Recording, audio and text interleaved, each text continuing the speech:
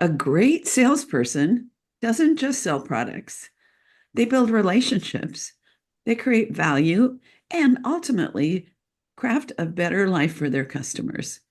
And in doing so, they build a fulfilling life for themselves. So, welcome again, or for the first time, to the Profitable Photographer. If you want to learn more about me and how I might support you, feel free to go to lucydumascoaching.com, Lucy with an I. And there's a button there that you could book a 20-minute call. And I also really appreciate when you subscribe and leave comments on my YouTube channel, The Profitable Photographer _ pod, I think, and whatever podcast platform you're on. And I'm so excited about my guest today, Kelly Warkentin. She is a lifestyle family photographer in Maple Ridge, British Columbia, and mom of three crazy kids. They're beautiful kids. I've hung out with her kids online on Zoom many times. She started her business so she could be home with her kids when they were young and realized that this wasn't the case. When she was home, she was distracted, but she switched from in-person sales, which, I'm the queen of, to virtual in-person sales. And her average sales are 2,500. And now she has a coaching program to help people who want to be able to stay home, save time, and be highly profitable in the luxury portrait market. I'm a little tongue-tied today. Okay, so another thing about Kelly is she was a coaching client of mine maybe 3 years ago. And I am so stinking proud of how she's gone from where she started to where she is today. And she's going to share a little about that. And then she's going to help us understand how to maximize in-person sales while you're hanging out in your house. So welcome, Kelly. Thanks for saying yes to being on my show. Thanks for having me, Lucy. Of course. So, how did you, first of all, pre our relationship, how did you start as a photographer? Like, what was your background or inspiration that was like, oh, this is what I want to do when I grow up? Well, I don't think it ever was what I wanted to do when I grew up. I did always have like a camera and I liked photographing people, but I wanted to be a journalist. And when I was in journalism, back in 2008, so like big economic downturn, whole digital age growing, and I went into journalism, and they told us every day how print journalism was dead and we were all going to struggle to find jobs, and we just had to Nice. get really creative and be used to hearing the word no, which was super super discouraging. But at the same time they were teaching us photojournalism as well, and I found that I really loved it and had a knack for it. And after a year of journalism, I quit, thinking that I did not want to be in that environment anymore. And I kind of stopped writing, but I always kept photographing. So Mm. I bought myself a camera with money that my grandma left me when she passed, and I just kept photographing everything. But it was sort of just for me until my first little one came along. I had a daughter in 2016, and shortly after that, I started photographing her. Kind of started out just with, normal things parents photograph. And then I kind of started her an Instagram page because I'm that mom. And suddenly I had shops asking me if they could send me products and I could take pictures of her in them. And it started with clothes and eventually ended up being like strollers and bigger things. So at that point, I was like, oh, I could probably actually make a business out of this. At the time, I was working part-time for a nonprofit. So I thought it would be an extra kind of fun side gig that was creative and made a little bit extra money. Mm-hmm. And so now, what is your specialty? Who I are you photographing mostly? Mostly young families and newborns. Those are kind of the two I do most. We live in Vancouver, it rains a lot. So I would say when it's sunny, it's a lot of families, and when it's not, it's a lot of newborns. So are you mostly, I think you don't have an actual studio in your space. Is that right? Or do you have a No, studio space now? I do not have a studio. I do all my family sessions outdoors or in my client's own home. So they're very lifestyle, very casual, very comfortable. Love it. Love it. Yeah, I love going to people's homes because it's like I have a brand new studio and I Yeah. personally use mostly window light and their environment outdoors. So there's so much potential without having that studio space, I find.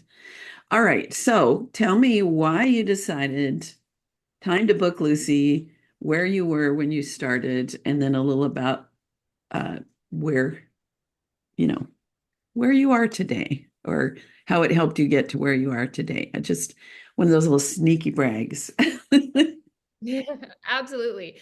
Well, so as I mentioned, when I started I had one daughter and it was like a part-time gig. About a year later, I had a second baby. Um, and it kind of got to the point of how much do I want to put my kids, like my two kids in daycare? What is that worth to me? Is there any possibility that I could make photography a full-time thing so that I can be home with them and not have to, pay all this money? Childcare is not cheap. Um, and so I started thinking really seriously about it becoming a business versus like a side gig. And I started building, but on my own, I was able to get to a certain level where, most of my clients invested $500 to $750, which was decent, but it still meant I needed to take on a lot to meet my income goals, which was hard to do with two kids. So it was right after I had my third. Baby number three was in my arms, and a lot of doors were closing at my part-time job that made it just really seem like going back was not the right option for me. And I really needed to pursue this. That I found you on a podcast. I think it was Ben Hartley's podcast. He Mhm. interviewed you and you gave away a 20-minute chat and I jumped on. And I think the thing that drew me most to you was the fact that you were the queen of wall art sales, that you could sell Mhm. wall art. And I was dying to get my art on people's walls. I was like, I knew this is the key to A, earning more money, and B, just really giving people more joy. Like I knew that it was so important for them to really see and enjoy their images, not just digitally. So that's that's when I dove into things with you. Um, I loved it. I think you messaged me the other day and said originally the goal was what, $1,500 Mhm. per session when we Yeah. started, and I think we got there pretty quickly. I'm pretty sure, Yes. if I remember correctly, my first IPS client spent $2,500 on a newborn album. Um, and so I'd say that was a pretty quick average. And then I'd say the year after that, it went snuck up to 2,000, Hmm. which I was super happy about. I had a moment mid-fall when, all the photographers burn out because it's super, super busy, Hmm. that I realized I had taken on too much. As much as I loved what you taught and the IPS selling in person, getting to go to people's houses with three kids at home, it just became a lot for me. And at the end of November, which had been, I think, my highest grossing month ever, I made $17,000 that November. I was thrilled. My bank account was thrilled. And I said, I'm taking a month off to my husband because I'm overwhelmed. And I don't think I actually went back till March. I think I was so burnt out from photography. um, it was just a lot of balancing. So at that point was when I started to tweak things. I actually experimented a lot with like going back to all inclusive, and I was not thrilled. I loved too much the selling wall art and the getting to know my clients and to being part of their experience. I don't think I could ever step away from that. Um, and so after like playing with it a little bit and realizing that I still wanted to be really involved and I still wanted to give great service and I still wanted my clients to end up with artwork, I decided to try doing it all virtually. And I was a little bit worried that I would see my average drop, but it actually went up to 2,500. And actually this year it's at closer to 4,000. So Yay. it's And pretty great. it can keep going up and up and up. Um, One of the tips I probably gave you, and I'll share with the listeners, is when you're doing well and you've got good steady bookings, then raise your prices about 15%. And what will happen is the lower end people will drop out. Your average sale will be higher. So you'll be making the same money with less work. So that is a way to just continually, not like this huge leap. Now, if the listener, if you're at a $500 average, that doesn't work because it could take you a long time to get to $4,000, 15%, Mhm. 20% at a time. But when you're in a profitable space that you're able to book people, then I would do it about every 6 months to a year. It just depends. But bump it up, and you're always free if the air's a little thin at the price you're charging. Like there was an era with the wedding photography where there was kind of a cap, and I couldn't go up a lot more without improving my marketing, you know, sales ability. This goes back 30 years, so I was good at it, but I'm better, of course, now. Anyway, so that's one way to keep bumping that up. It's also a way to avoid burnout is to when you're super busy, have your prices to that point where only the people that are going to spend well stay with you and you lose some clients. But anyway, so I see $10,000 in your future, Kelly. So I'm also big on Well, thank you. visualization. So we're going to picture that. All right. So we were talking before we started recording. Let me make sure I am recording. Yes. I've done it before where I thought I was and no, I wasn't. Oh, I have. About what you did. So, what would you say before we go into your current adaptation? And by the way, Kelly teaches this to others. She has a program and a Facebook group, and you'll get the info at the end of this conversation that you can reach out to Kelly to learn more about what she's up to. Um, so, what were some of the core things that you learned and implemented that made that turn from a $500 or $600 uh, to selling wall art and books and stuff? What do you think's the key? The key, I think, I want to say there's a couple. The first one is a mindset thing. I think when we think that every client out there is just like us and would never spend this amount on photos or would rather have digitals than artwork, that's a limiting belief that is going to keep you from ever getting to that point. And I know I was at a point, a young mom with 3 kids and working part-time, um, that I thought, well, I would never spend more than that on Mm, photos. I'm happy with digitals because I can do whatever I want with them. Why would anybody else need it? And it wasn't until I think my first client purchased that album and spent $2,500 and gave me a huge hug and was so excited that I was like, oh, people actually want that. And it's funny how when my mindset changed, I started noticing how much I wanted photos of good mm, quality on my wall and how I was willing to pay for them.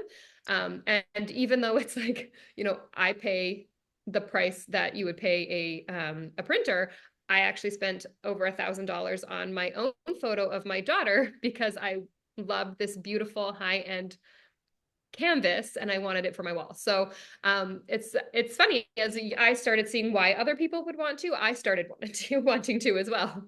that's So interesting. I'd say first, yeah, first it's that mindset thing and kind of getting out of your own way in your head. Um, and secondly, I think it's all about connection and service. I think that the next thing is I guess it's also wrapped up in that mindset thing of we think people want quick and easy, when a lot of people want hand-holding. They want an expert. They want somebody who's going to give them that extra level of service and take all of the stress off their plate, because that's a better experience for them. And I think that was one of the biggest things that you taught me, was that when you actually step up as the expert and serve a client fully, they're more than willing to pay the money and they're thrilled about it. And so I'd say, yeah, that's probably number Right. two. Right. Um, and the thing is, of course, there are people that don't want that and they're not going to invest well, and it's not that important to them. And we're a limited resource. So Yep. when we can give our all to those people that are going to value it, it's a win-win, and let the other people, go wherever they go, with a blessing.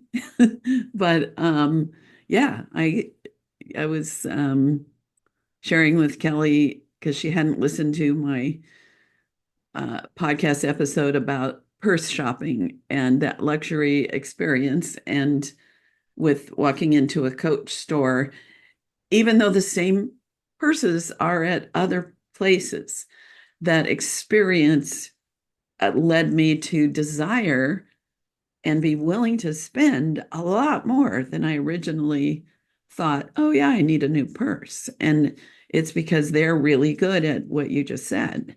It is building that relationship, conversations, listening, sharing ideas about what you might love. So I love that. And I know you're still using basically my system with your own modifications. Um, so, it, so let's step away from all the cool things that you learned from our relationship. By the way, I really miss seeing your little baby in your arms while we're talking. One of the fun things I miss about, having him. He's so big now. He oh, doesn't he I doesn't fit in my know, bag I anymore. know. One of the fun things about it, just I think maybe because I'm like every kid's Aunt Lucy, is a lot of my coaching clients have children, and they'll, we try to keep them from interrupting a lot, but I just absolutely love when they come and hang out and talk to me, and want to be sure they say hi to me before the coaching session is over. It's one of the little side joys I never imagined uh, in being a coach. And since you're doing IPS, you probably get a lot of that as well, that they can't just lock the kids in a closet. So Absolutely. how do you manage that, So by the way, when you're doing the in-person online Zoom sales and there's rugrats running around? How do you on keep my their end or on theirs? on My theirs? end is hard. I often will either schedule them while my kids are at school. So I currently now have Oh two no, in I'm talking school about and their kids. Their oh, kids. their kids. So their kids are either pop in and out. Um, I have had a handful of clients who, um, I guess I've very fortunately had a bunch of clients who the both mom and dad were so in agreement on the value of photos that one of them could come to and purchase photos and the other one was fine with it.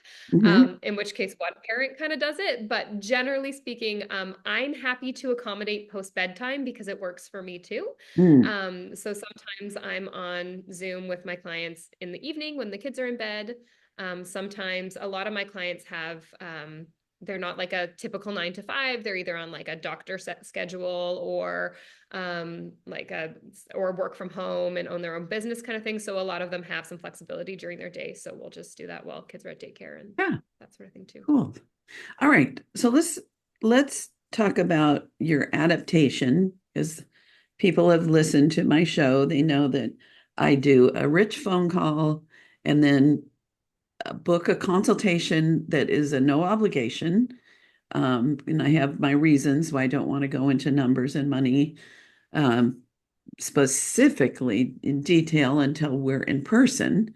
Um, and then I do, as much as possible, I do the sales here in my studio with the wall portraits on display, or I go to their home. Um, and then I have this step-by-step system to organize and so forth. And I know you've adapted for what works for you and the photographers that photographer moms that you support through, what you're teaching these days. So let's talk about your system and some of the adaptation to the in I IZ sales in Zoom instead of in person. I was thinking of coining the term virtually assisted sales. I feel like I liked Virtually that. assisted sales. Okay. Virtually assisted sales, right? Yes. That kind of made sense. It's a work in progress, but yeah. So I've adapted it because my goal here is mostly a life balance kind of thing. Mhm. Making sure that you don't have to take on too many clients to meet that income goal and still have a lot of room for whatever your life entails. As you mentioned, a lot of my clients are moms going through what I've gone through and am currently going through and trying to balance it all.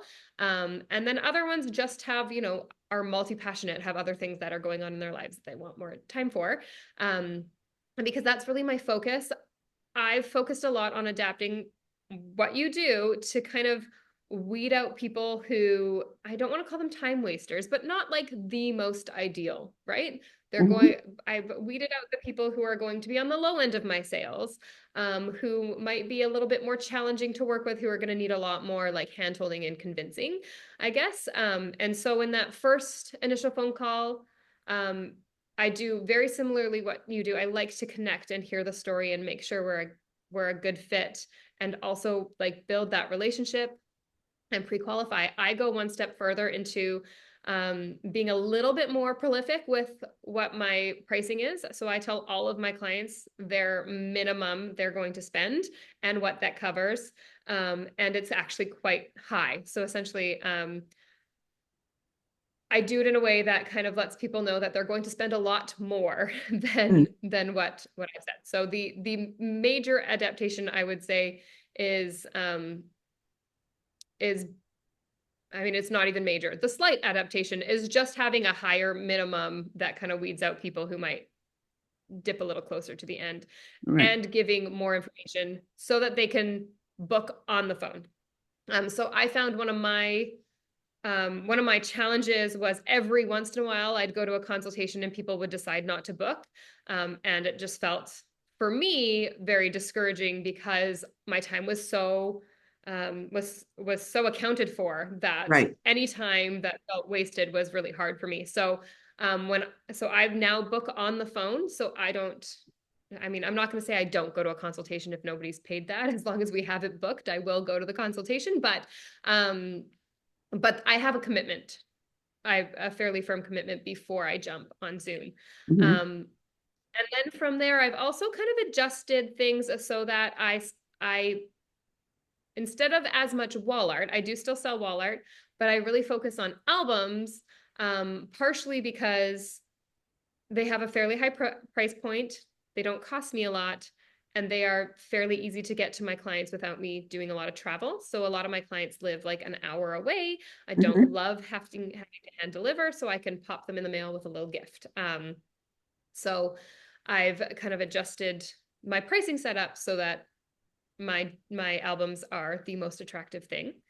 I also offer pre-session bonuses. So when I'm on my Mm. consultation and I've shown people all of everything I offer and all of the pricing, I then pull out this pre-session bonus sheet and I say, well, if you're ready, like if you know what you want and you're ready to invest now, you get this discount or you get a bonus credit. Mhm. And I would say 50% of my clients actually invest $2,000 to $3,000 before we've even done the photo session because of That's this. fantastic. Yeah, so And that's been a you're big one. you're good at getting lots of qualified leads compared to a lot of people, and that's a whole other discussion about how the heck you do that. So I can see the beauty for you in being able to let some leads that maybe if you had them at a consultation and made sure the husband was there so that he didn't just say absolutely not after, just the phone call and he wasn't on the call, you can afford to lose some of those people that aren't right away feeling really positive about working with you. Um, I've that's one of the challenges. I will admit, marketing has not historically been my strong suit. Um, Nor I definitely could have used more help with Yeah. people over the years, more of a team so that I could anyway, so I could get plenty of leads all the time without yeah. Anyway, and it used to be way too easy. I used to be able to just have an ad in the yellow pages and this magazine called San Diego Parent, and the phone rang. So it created a sort of a laziness in me because I wasn't desperate. The phone rang, I got work. Now with when I did weddings, I was the queen of networking and giving referrals all the time. So anywho, that's just a little aside, but finding what will work for people, I'm sure you agree, where they're going to get good leads on a regular basis is super important to this whole thing functioning. And Absolutely. if Absolutely. you only get 2 leads a month, you might want to have that consultation before they're all in or all out. Do you have thoughts on that or? I agree. Yeah, I definitely think as if you're still trying to make the transition, especially if you're going from like, that $700 price point to higher, um, and you haven't really like spruced up and figured out exactly who your ideal client is. I think that's definitely valuable having like a lower barrier of entry and having both partners on board is definitely for sure valuable. And I do also tell my clients that's like my coaching clients that that's an option, um, that they don't have to book on the phone if they don't want to, and that they'll probably get some more yeses. And we do talk about that. Like if you're getting a lot of leads, book on the phone, raise that initial investment. Whereas if you're or have an initial investment on your website, if you're not getting a lot of leads, take that initial investment off the website, have a lower barrier of entry, and allow people to really see what you offer first before making that decision. Right, right, right. And I also find that there are people who are really good at SEO, search engine optimization. And in my experience with, knowing people that get a lot of good leads, but don't book a lot, is that is a place where it's, somebody might look at 7 or 8 websites before they decide to call you. So they already think they know what it's supposed to cost. So those, it's harder to, uh, like there might be 2 out of 10. Well, that would be 1 out of 5. Yeah. That would actually book. But that's a strategy too. So yeah, marketing is important for all this to work, is the moral of that story. Um, Absolutely. And I would say the vast majority of my leads that are qualified do come through Google. And I think it's a mix of SEO and also um, what my website communicates, right? So the right, copywriting, the what's going to appeal to my clients, knowing how to speak to them, knowing how to show enough information on my website to set me apart from all the other websites, mhm, um, without and like really speaking to their needs without giving away so much that they don't feel like they need to call me. right, exactly. And I don't know if you heard that from me first, but you definitely heard that from me about don't give too much, but don't give too little. So when I was doing the yellow pages and the magazine, um, everybody that was teaching photography and sales was saying, "Oh, never advertise in the yellow pages. It's a waste of money." Well, my ad, I looked expensive. It was designed. It wasn't the ad, the yellow page ad salesperson or the magazine salesperson having just somebody design, just a really boring, uninteresting ad. So mine stood out. So even just that simple, it was really clean, it was modern. The photography was an award-winning photograph, not just a normal photograph of a child or a bride. So yeah, so branding is very important in making this all work as well. Yeah, sure. Okay, and I love that pre-session bonus. That's something, whether it's on the phone or whether it's at the consultation, getting people to, I love bonuses more than discounts. I think you know that, Mhm.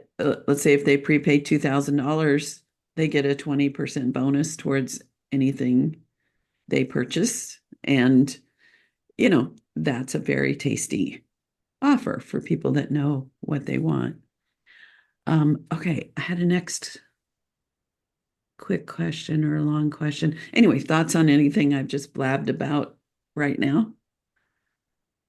I mean, just that I would completely agree. I Okay. I love the bonus. Adding value is always better than discounting yourself. Hmm. Um, I personally find so what I do is I have like if you purchase essentially a gift certificate that's going to be applied to a bigger art credit, I like you it. get an amount. It's either like I think it's 10, 15, or 20%, depending on how much you pre-purchase.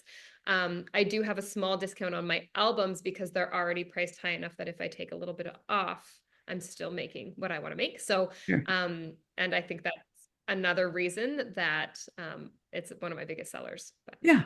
Oh, I know the question I had. So, um, you decided and then you tested and then decided again that a la carte is the key to bigger yes. sales. So tell me about that journey. I know you went from shoot and share, um, but like, why do you think a la carte? What are the downsides of collections, or maybe the upsides? And then why have you landed on the a la carte pricing? So I'd say the one thing that I've always kind of been tempted to with collections is you always know the minimum of what you're going to make, right? And I think that's the draw for most people is they're worried that if they say, oh, well, a la carte, people are going to buy 1 8 by 10 and run away and they're going to have low sales. Um, and so I think most of my coaching clients are a little bit worried that if they do a la carte, they're not going to get very high sales or people are going to buy less. And so they like the idea of collections. I personally find it's almost impossible to predict what a collection should include that's going to Mhm. appeal to everyone, right? And you're going to end up with a lot of people saying, "Oh, can I switch this out for that? And how much would it be to get rid of that? And can I just buy that?" Right? And so it ends up being a lot more work on your end because not everybody wants the same thing. Um, and I did actually find that if you just tell someone on the phone that they're going to spend a minimum of this much, they spend a minimum of that much. Mhm. So even if it's a la carte and you say, clients invest a minimum of 1,500, nobody's going to spend under the 1,500 because you created that expectation. So that's sort of how I combat that with a la carte. And the reason I loved a la carte so much is you do find people want different things. So one other thing that I do differently than you, Lucy, is I do offer digital packages. I just make them so high priced that Mhm. almost nobody buys them. Um, and so most of my clients go with an album, but when it's a la carte, people can just keep adding. So I've had clients buy multiple albums. I actually had a 10K sale this summer that somebody bought an album for herself, an album for her sister, an album for her mom, and then she added another 25 digitals to her collection. So people who have the amount, like have money to spend can and are happy to and want to can keep adding and there's really no ceiling. Right. um and then also, the people who maybe just want a few images or just, want one really big, beautiful piece for the space that they have in their house and like one or two for another room, they can still do that and without feeling like pigeonholed into a collection. Right. I like what you said about, you said that so well, that it's hard to predict hard to figure out what a package is that would serve people, because we're not like, here's your 15 minutes in front of the studio. Now, do you want package A that has a 20 by 24, you know, three poses, eight smalls, this and this, and down, just especially with the lifestyle or like me, I show them 70, 80 images um, Yeah. that have a lot of variety. So how do you make a package with that? And I have a friend who opened a beautiful studio, and he was already like excellent at sales and excellent at branding. And his top package was 8,000. And he kept booking that over and over again. And I just kept saying, if you did a la carte, you could easily have an average of 15 grand because he had everything and he was in like the perfect ideal San Diego location for my ideal clients, his ideal clients. So I just find it easier. Um, Mhm. I I think people who cringe at the word sales might feel like it's easier to just say, oh, I've got package A, B, or C, so that they don't have to really participate in a way that feels scary. But with a system, here's how we do the sales. Here's a slideshow. Let's edit down to your favorites. Let's put them in a wall small album groups. Let's have another show of those. Let's figure out your wall sizes. Do you want an album? Here's what it's going to cost.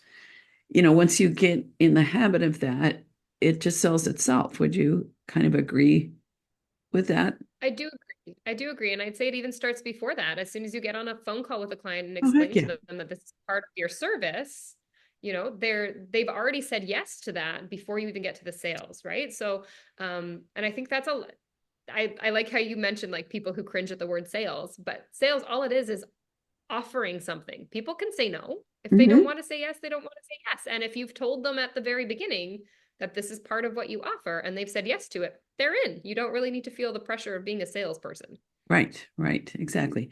Now, one thing keeps floating to the top of my mind is the way that I handle wall portrait delivery is if I were um, in your shoes, is I would just have them drop shipped. I'd have the wall portraits sent to the client. That's And smart. I would I ask have a them to, 24 by 30 in my garage right now, so that is yeah, smart. yes. And I would ask them to, when it arrives, photograph the box so we can see that it was intact, and then photograph the um the portrait, just so I can make sure that my lab has done what I asked them to. And that avoids the like, oh, this had a scratch, or I'm very way too detail oriented on everything being exactly the way I want. So it's kind of scary to send it off. But rather than not Yeah. do it because it is time consuming, um, or I would just set up a little place in my house where they could come and pick it up. I would not be delivering the wall portraits, but yeah, drop ship. So Yeah, that's just a really good a idea. little I thought. I am happy to say that I've built enough trust with my printer that I order through that I like they've been so good. Like they actually this one that's sitting in my garage, she actually emailed me and said the frame arrived and it's not in pristine condition, so it's going to take a little longer, but I've ordered you a new frame.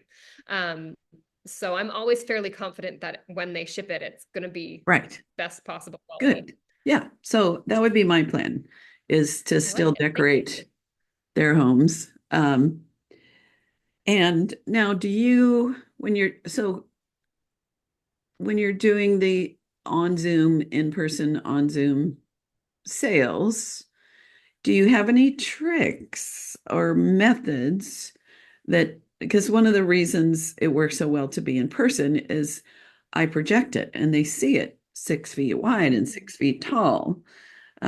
So it's hard to say no when you see it so big. So um, how do you help them visualize the wall art? So I think it's mostly just for me, it's a lot of talking about it from the beginning. I also show them all my wall art when we're on Zoom. Mhm. So I'll always put myself in front of this portrait here, Mhm. or another larger portrait that I have. And so when I'm showing them my samples, I can say like this one here that I have is this size, which fits my wall really nice It's at this great. size. It's actually too small, but I need something bigger for here. You But need one twice that size and something over in that little corner pocket. this And is actually an even longer wall. I know. My thought is to get three large ones behind. yes, Anyways, that's a different story. I want three yes, bigger photos on the back yes, on this wall behind me. But for framed now, I them. can kind of compare Mhm. and let them know. But also when we go on Zoom, I often ask them, I said, if you have a way to cast this to your TV, most of my Mm. clients have fairly large TVs, then you can see it, as the photos are supposed to be versus on a tiny screen. Good. So So a couple of things I would also add to that, if that's how I was doing it, is the room views. There's a little gnat flying around. Um, I would use the room view programs. There's several that are standalone, and then so room view I think comes with the Fundy software and the ProSelect yeah. software. And I would ask them to take photographs of their home, and I would pop some pictures into their home and show those in advance of like I'd do the slideshow, the first slideshow, and then I would just show them some little mock-ups of what some of my favorites would look like as art in their homes. And I know people have really good success at upselling the art. And even if they don't send you their home, you can put theirs in some sample living rooms and bedrooms and dining rooms and so forth, so that they really get that feeling.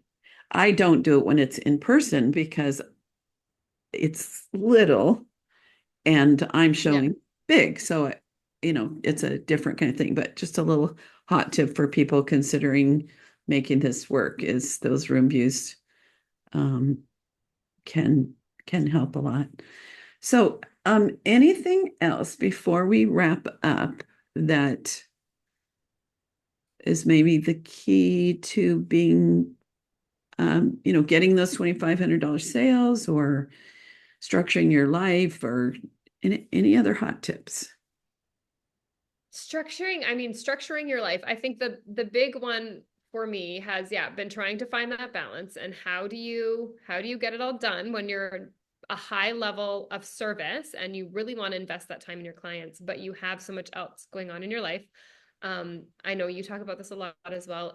Outsourcing. Outsource everything you possibly can. If it is not photographing, if it is not selling to your clients, if it's not getting them on the phone, get someone else to do it because that's what you're the best at.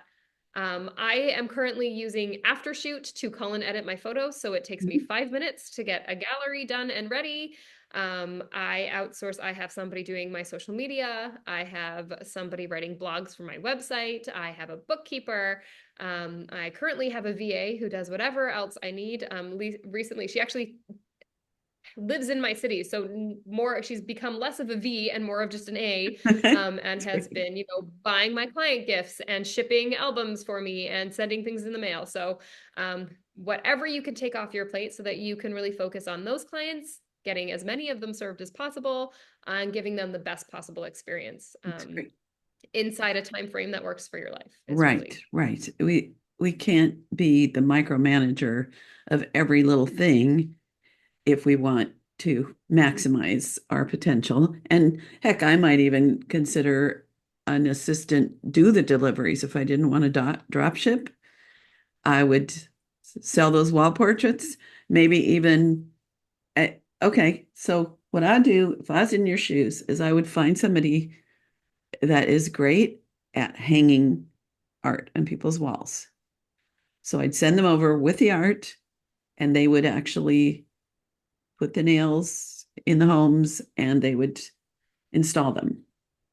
And I've had a handyman friend do that a couple times for me, and I usually go with them, but that's and a, I yeah. bet that I bet you would raise, I bet you'd have like 50% more sales by, first of all, knowing you had a solution that didn't take your time Yeah. to um sell those wall portraits. You'd be more comfortable, like, yeah.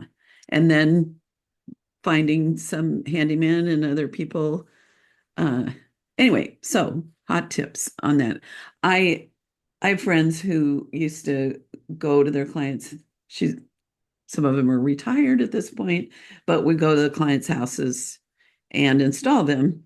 I don't live in the neighborhood, or at least I didn't, where my ideal clients lived. So it would be half a day for me to do that. But I certainly could see having somebody um, do it for me and install and so forth. So lots of ways to, yeah, make this the best service we can and the biggest income. And for me, selling people wall art that they're going to treasure for their lifetime is part of the service. Because, Mhm. as you said earlier, I'm the queen of wall portraits. And yeah. So, okay. So I have two quick questions for you.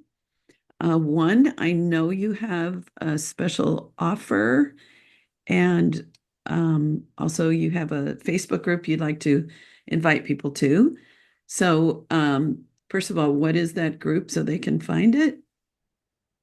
The group is Virtual IPS for portrait photographers.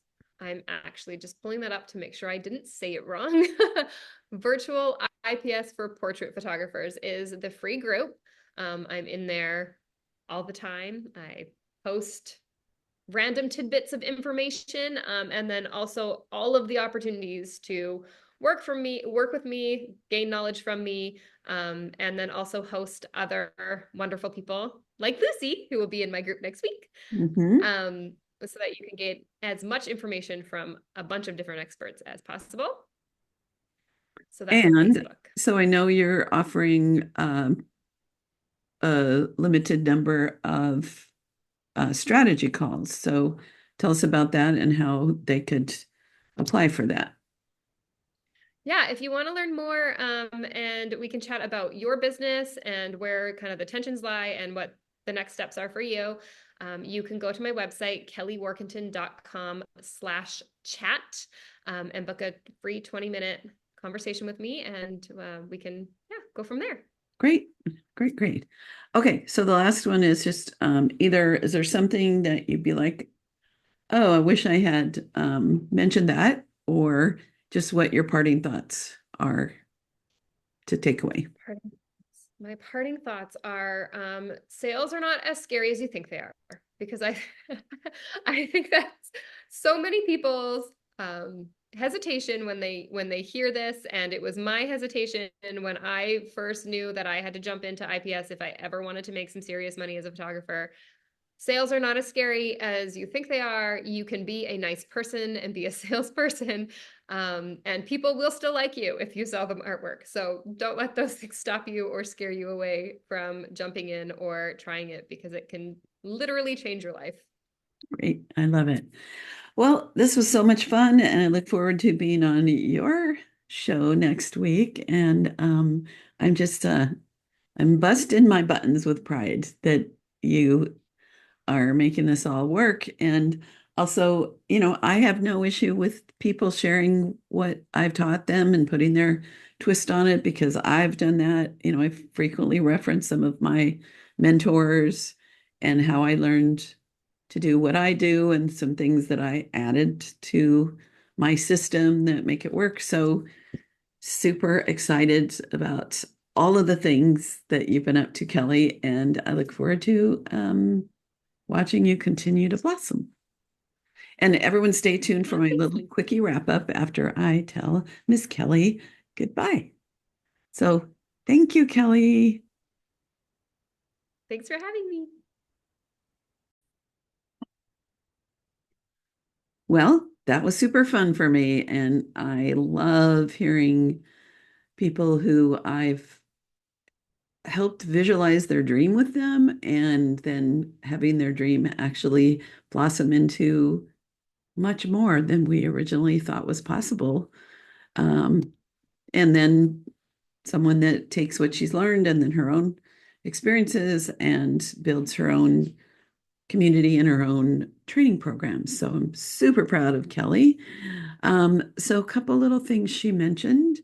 She decided to sell artwork virtually rather than in person because she experienced burnout. She is really great at getting good leads, and she was working way too hard and not spending enough quality time with her family and just with herself. So she decided to do the virtual IPS.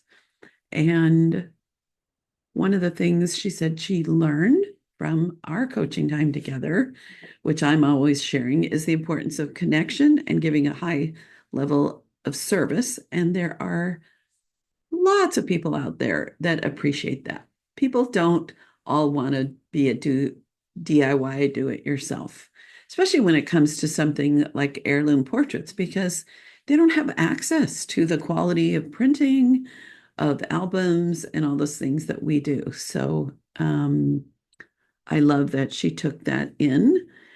And she talked a lot about outsourcing. So, using programs like Aftershoot to get her edits, having virtual assistants, having people that take things off her plate that are not her zone of genius. Um, if you're paying somebody $25 an hour for something that you are actually earning $300 to $400 an hour, if your business is being profitable, it just makes sense. And the more you invest with other people helping you, then the more time you have to do what you do best. It brings in more great leads, more income, and so forth. Let's see. And and yeah, we talked about some of the strategies on the phone call. The we didn't dive too much into the consultation, but also how to do the in-person sales and prepare them. And I love the idea of encouraging people to plug their computers into their televisions so that they can see the art larger. And we didn't talk about what programs she uses, but you can just even use a Lightroom, or I like Bridge a lot. It's a little more flexible, easier to do full screen, I find. Or you can use a great program like Fundy or ProSelect. All of those things are really helpful. And so that is it for now. Stay tuned for more exciting episodes of The Profitable Photographer next Wednesday. Okay, bye for now.